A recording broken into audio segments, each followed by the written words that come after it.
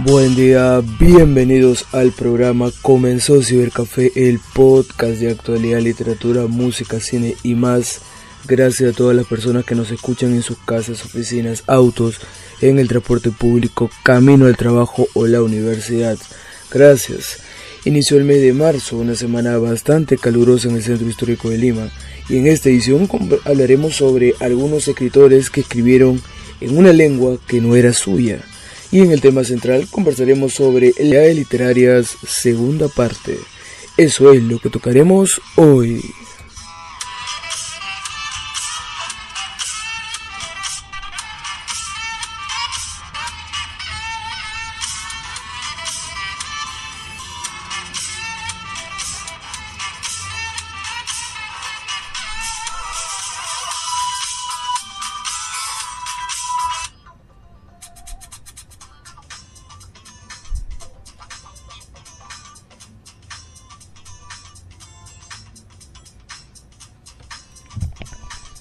Muy bien, comenzamos repasando brevemente las noticias de actualidad. Y es que algunos escritores escribieron en una lengua que no era suya. Yo soy una persona que le cuesta mucho aprender idiomas. Sé algo básico de inglés, pero se me dificulta mucho aprender otros. Siempre me ha impresionado a los autores que fueron capaces de escribir en una lengua distinta a la materna. Es cierto que en muchos casos se trata de idiomas que los escritores acabaron considerando el suyo, más allá de cuál fuera la lengua en la que aprendieron a hablar o escribir, pero aún así, y aún sabiendo que tras muchos años en cualquier país uno domina esa lengua y sorprende que hasta llega a un punto donde podría expresarse en otro idioma, no solo que se sintieran cómodos, como solo que pudieran escribir con precisión, además eran capaces de modelar dicha lengua a su antojo y crear obras maestras, indiscutibles como Lolita y El corazón de las tinieblas. Aquí vamos a hablar de algunos escritores que escribieron en una lengua que no era suya. Primero, Vladimir Nabokov. Este es uno de los ejemplos más claros, aunque hay que decir que en su casa, además de ruso, aprendió tanto inglés como francés desde pequeño, por lo que era prácticamente trilingüe. De hecho, se dice que sus primeras palabras fueron en inglés debido a la influencia de sus profesores. En todo caso, escribió una decena de novelas en ruso mientras vivía en Europa. Su familia se exilió a Rusia antes de que él cumpliera los 20 años, pero se pasó al inglés poco antes de trasladarse a los Estados Unidos con absoluta facilidad. 2. Joseph Conrad. Otro ejemplo paradigmático, aunque en este caso todavía más sorprendente. Este caso es aún más sorprendente porque Conrad sabía alemán, latín y griego y hablaba perfectamente polaco, su lengua materna, y francés cuando decidió mudarse a Inglaterra y comenzar a escribir en inglés. Aprendió inglés relativamente tarde y lo hablaba con un fuerte acento polaco, lo que le impedía dar clases en ese idioma, pero todas sus novelas fueron escritas en inglés. Sobre el tema de los idiomas diría, para escribir en francés tienes que conocerlo bien. El inglés es tan plástico. Si no tienes una buena palabra puedes crearla, pero para escribir en francés tienes que ser un artista. El polaco quedaba fuera de la ecuación en teoría porque así se alejaba de la literatura de su propio padre, quien también había sido escritor. Si hablamos de Joseph Conrad, yo recuerdo perfectamente la vez que leí El corazón de las tinieblas.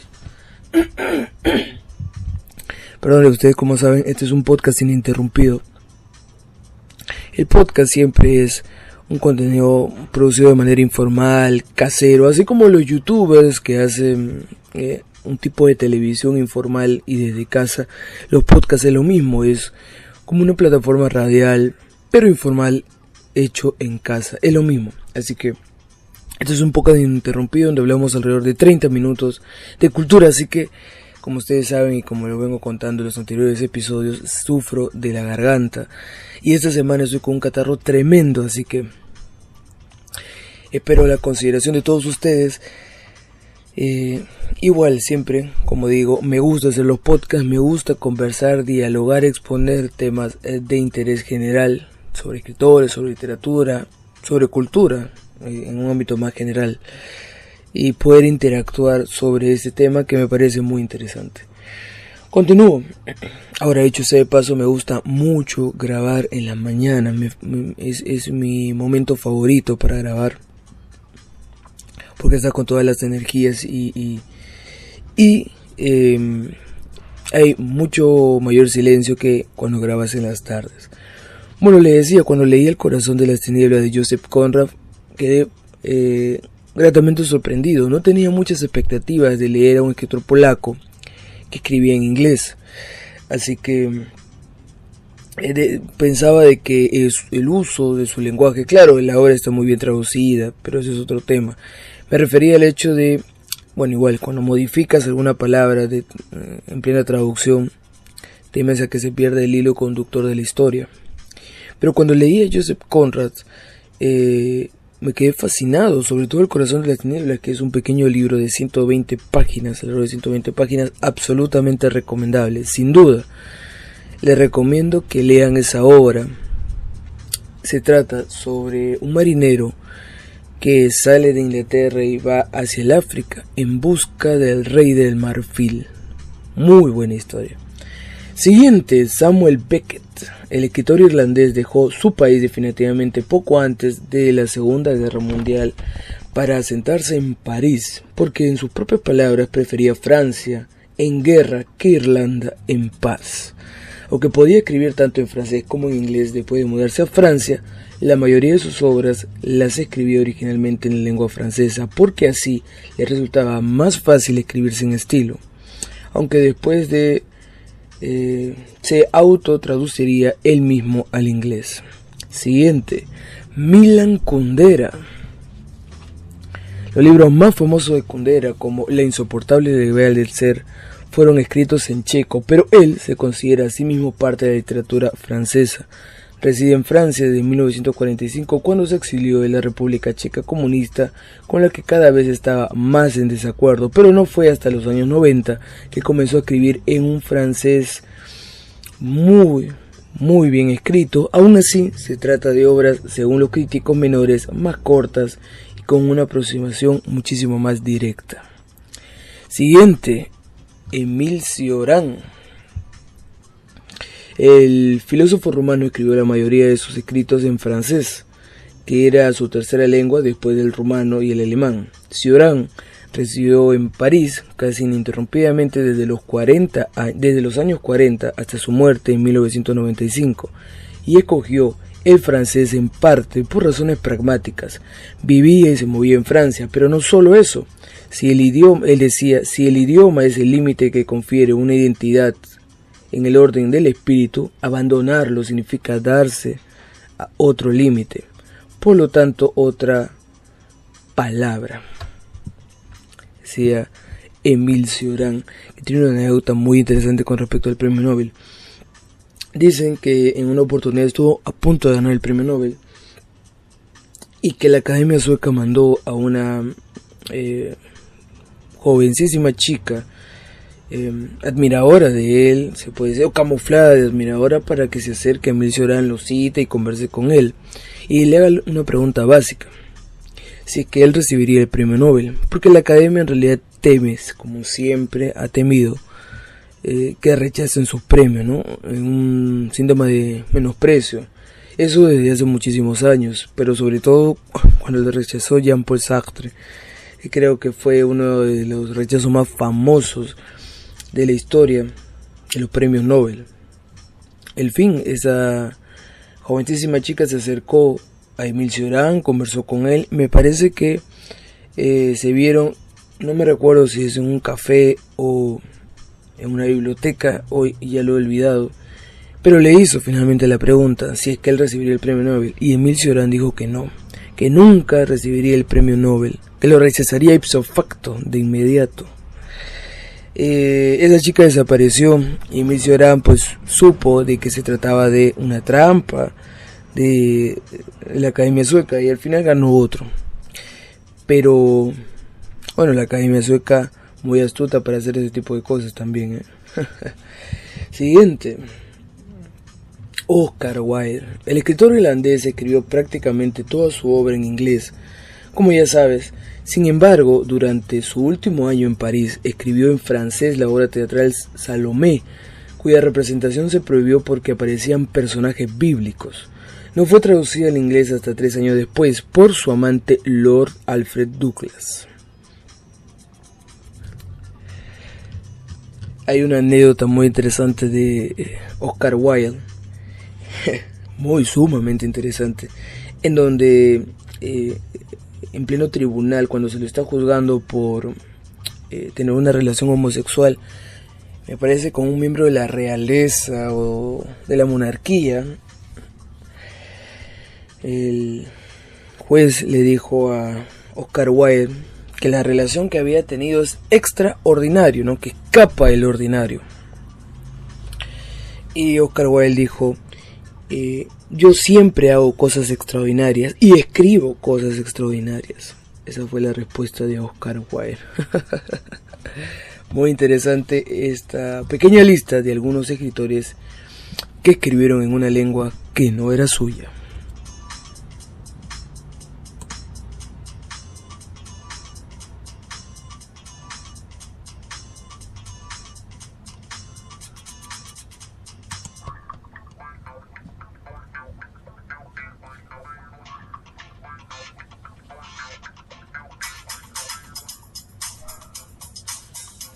Muy bien, como ustedes saben, y algunos no quizás, ¿qué es un podcast? Un podcast es un programa radial producido de manera informal, hecho desde casa.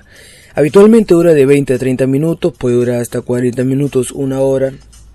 El tiempo no es relevante, pero sí la conversación. El podcast principalmente es una interacción constante con los oyentes y hablan sobre un tema que les gusta mucho, ¿no? Que les apasiona sobre todo. Así que eso es un podcast, básicamente es un programa de conversación, diálogo, debate. Así que este es un podcast, dicho sea de paso, es un podcast ininterrumpido, es decir, que hablamos durante 20 minutos, 30 minutos, puede ser 40 minutos sobre algunos temas. En este caso son 2.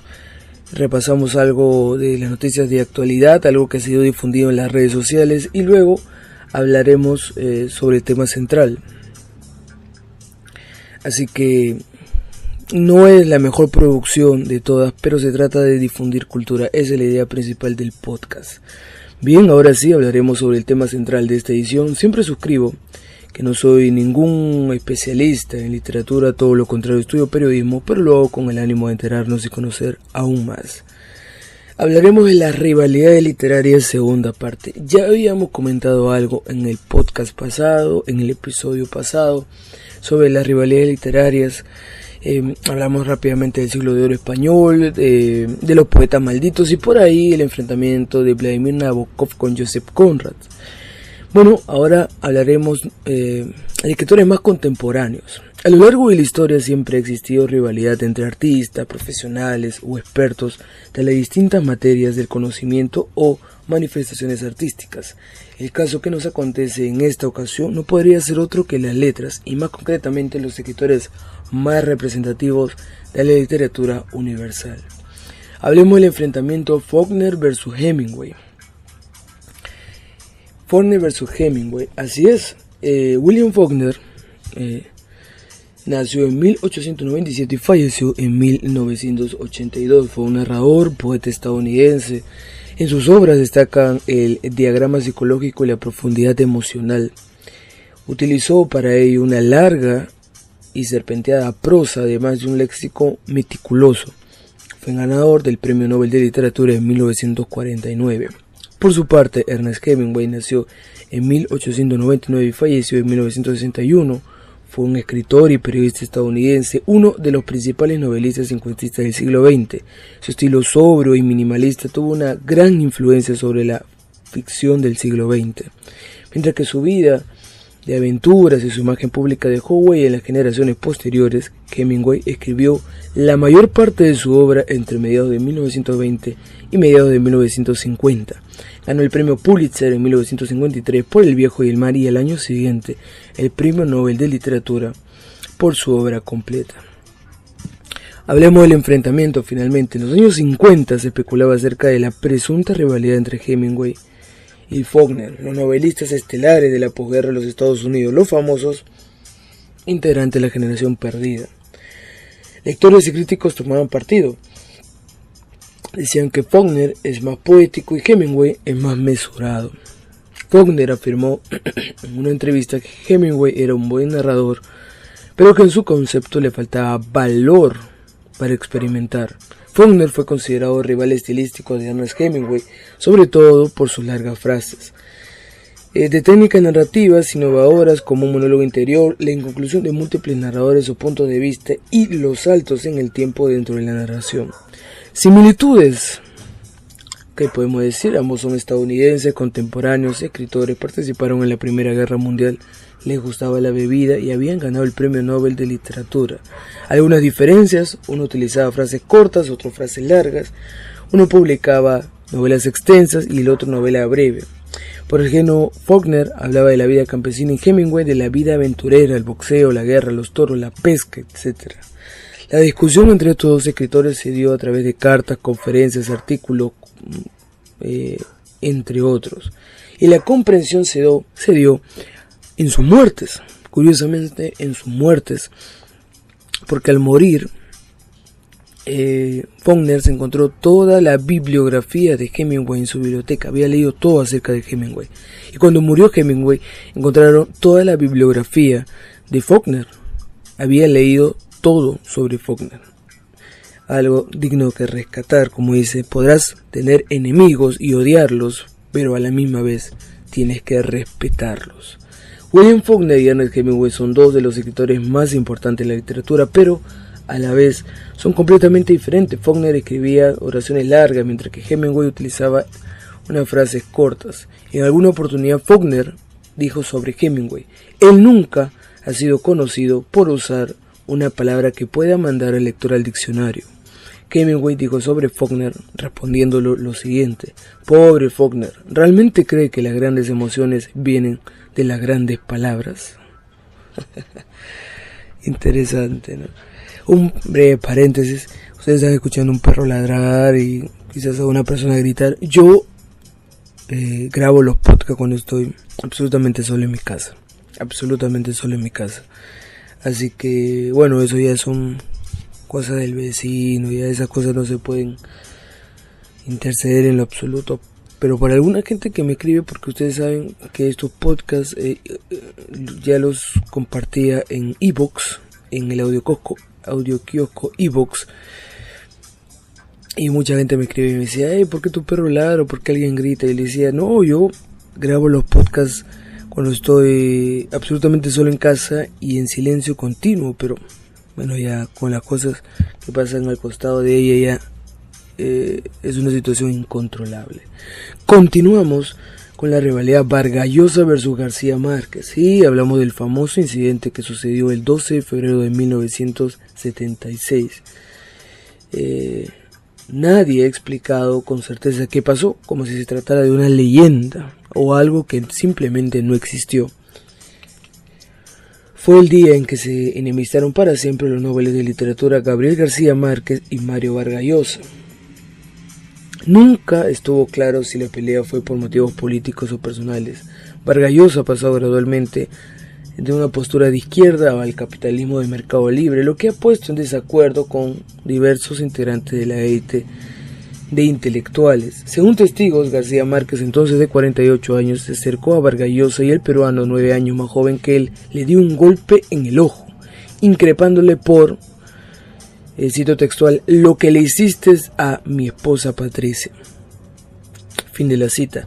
Ninguno de los escritores dio explicaciones al respecto, pero según versiones de la prensa colombiana, García Márquez pudo haberle sugerido a Patricia que se separase de su esposo por una supuesta infidelidad de este, o que Patricia, para vengarse de su marido, y le dio a entender que Gabo le habría proporcionado su grata compañía. Imagínense, mientras que caminaba por la entrada, se acercó cariñosamente Gabriel García Márquez, quien lo había visualizado desde lejos. «Hermanito», le dijo, mientras extendía sus brazos en señal de saludo, y Vargas Llosa llegó y lo recibió con un puñetazo, diciéndole: «Esto es por lo que le dijiste a Patricia». Un puñetazo que quebró una amistad de años entre ellos dos. Recordemos que los novelistas se conocieron en Venezuela en 1967 y luego protagonizaron una de las rivalidades más famosas del mundo en 1976, cuando Vargas Llosa le propinó un puñetazo diría yo, a uno de sus mejores amigos. Así es.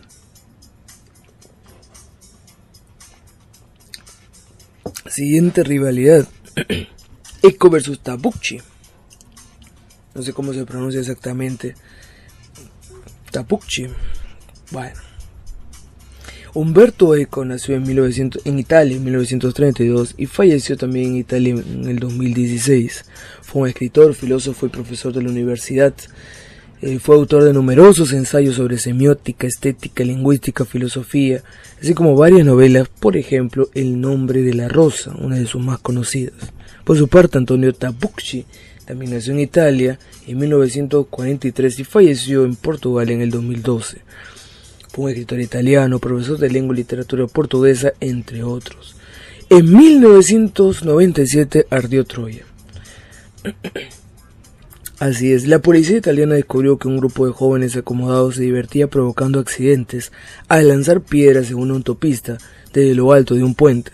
Este hecho singular despertó la opinión de diversos intelectuales italianos. Harto de la cháchara, Umberto Eco escribió un artículo en L'Express titulado «El primer deber de los intelectuales, permanecer callados cuando no sirven para nada». El autor de El nombre de la rosa postulaba que los intelectuales solo son útiles a largo plazo. Bueno, esta postura pasiva y conservadora provocó la reacción de otro gran escritor italiano, Antonio Tabucchi, quien respondió a Eco con un libro mordaz titulado La gastritis de Platón. En él, mediante una carta abierta a Adriano Sofri, un intelectual italiano de izquierda condenado injustamente a la cárcel, defiende la participación activa del escritor en los fenómenos sociales. Son dos referentes a la literatura italiana. Umberto Eco y Antonio Tabucchi sostuvieron esta discusión literaria sobre el papel del intelectual en la sociedad. Eco publicó este artículo en el Express llamado «El primer deber de los intelectuales, permanecer callados cuando no sirven de nada», y Tabucchi le contestó con la publicación de un libro titulado La gastritis de Platón, donde en términos generales dice que sí, el intelectual debe interferir en asuntos políticos y sociales. La gran pregunta es, y se lo digo a ustedes, ¿el intelectual debe interceder en los temas políticos y sociales? ¿O debe, como dice Tabucchi, o debe mantenerse al margen de este, como dice Umberto Eco? El debate siempre continuará. Muy bien, ya vamos a terminar, falta muy poco y hablemos de la rivalidad entre Charles Bukowski y Shakespeare. Sí, es cierto, no fueron contemporáneos, hablamos de más de 300 años de diferencia, pero es bueno recalcar que Charles Bukowski, que nació en Alemania en 1920 y falleció en Estados Unidos en 1944, dijo de Shakespeare lo siguiente: Shakespeare es ilegible y está sobrevalorado, pero la gente no quiere escuchar esto. Uno no puede atacar templos, ha sido fijado a lo largo de los siglos. Uno puede decir que tal vez es un pésimo actor, pero no puede decir que Shakespeare es una mierda.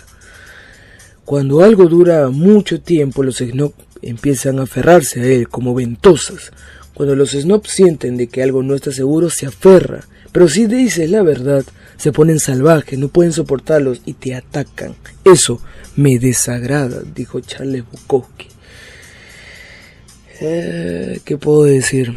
Bueno, no le agradaba a Charles Bukowski, pero decir que Shakespeare es una mierda ya es otra cosa, ¿no? Shakespeare, que ha marcado un precedente en la literatura inglesa. A algunos no le gusta y lo entiendo, pero Shakespeare es el gran escritor de Romeo y Julieta, Hamlet, Macbeth, Otelo, grandes libros, ¿no? Yo en la secundaria leí mucho a Shakespeare porque tenía una profesora obsesionada con Shakespeare y no bastó con que nos mande a leer los libros. Eso no fue suficiente, sino más bien teníamos que actuar. Ya se imaginarán a mí actuando pues en la vida. Felizmente conseguí un papel minúsculo, casi significante, fugaz, porque era un examen importante. Así que no solamente leí a Shakespeare, sino actué, si se puede llamar así. Qué bueno. Bueno, Javier Marías también dijo que no le gusta Shakespeare, no le gusta el teatro, y para él tanto Shakespeare como el teatro son una mierda. Así dijo el escritor español Javier Marías. Bueno, Eduardo Galeano también dijo, ¿no?, que Franz Kafka es una mierda, ¿no?, porque no creía en su obra, y basta eso para descalificarlo. Yo pienso todo lo contrario, francamente todo lo contrario. Vamos culminando con el enfrentamiento de Henry James versus Edgar Allan Poe. Henry James, que nació en Nueva York en 1843 y falleció en Londres en 1916, dijo sobre Edgar Allan Poe lo siguiente: la creación de entusiasmo en relación con Edgar Allan Poe es decididamente una etapa primitiva de la reflexión, minimizando a Edgar Allan Poe, ¿no? Eso es lo que dijo Henry James, que no está tan lejos de la realidad, porque Edgar Allan Poe marcó un precedente en la literatura de terror, también literatura fantástica, como no, pero de terror, sin duda, ¿no? Es una etapa primitiva de la literatura de terror, pero no de la reflexión. Yo creo que todo lo contrario, Edgar Allan Poe sí escribía cosas muy interesantes, profundas y reflexivas. Todo lo contrario de lo que opinaba Henry James. Siguiente, Virginia Woolf versus James Joyce.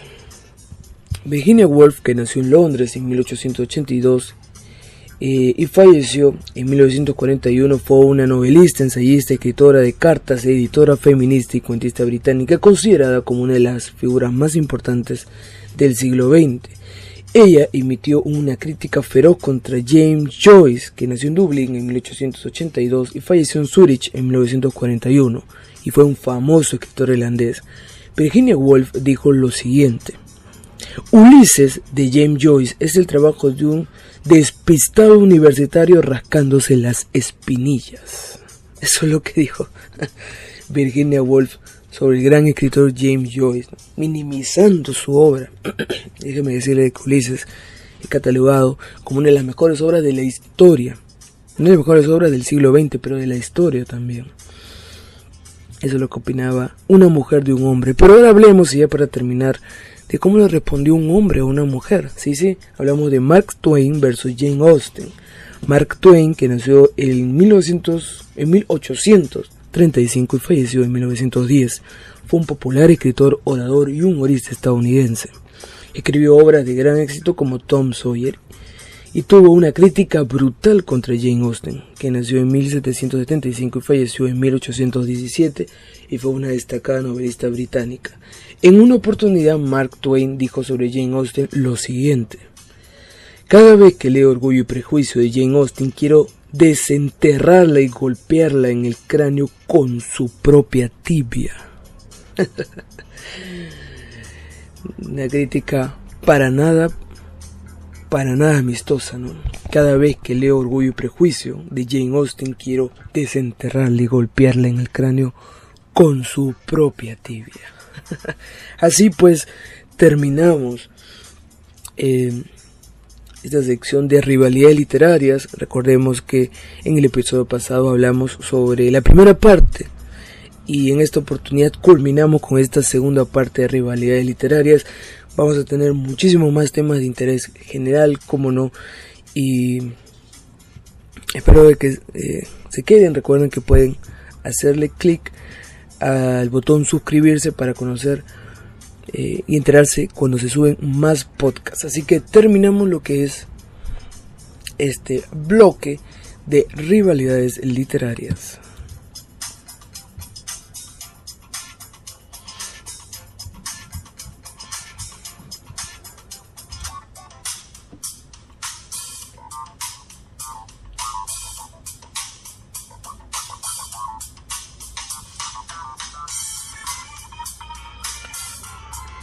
Recuerda escríbenos en la caja de comentarios si quieres opinar sobre los temas que hemos desarrollado en el programa o etiquétanos en las redes sociales si tienes algún tema de interés particular y quieres que lo comentemos en el próximo episodio. Estamos llegando al final de esta edición, esto ha sido todo por hoy, los invito a suscribirse, darle me gusta, comentar y compartir los programas. Gracias a todos ustedes, nos reencontramos en otra oportunidad. Buen día para todos.